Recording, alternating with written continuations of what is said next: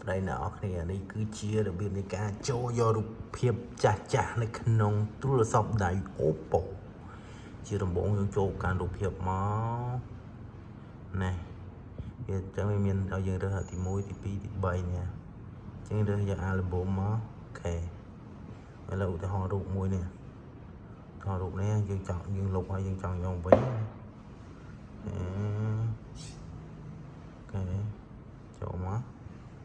ហើយយើងមកកន្លែងនេះលុបថ្មីណារូបភាពលុបថ្មីហ្នឹងមកចុចលើហ្នឹងមកនេះឃើញយើងចង់ស្ដារឡើងវិញនេះចុចស្ដារឡើងវិញវាមកវិញហ្នឹងអូខេជាមួយថយចូលមក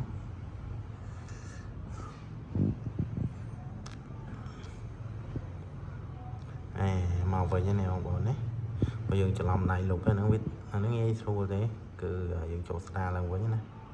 ចឹងវីដេអូមានតែប៉ុណ្្នឹងទេបងប្អូនអរគុណ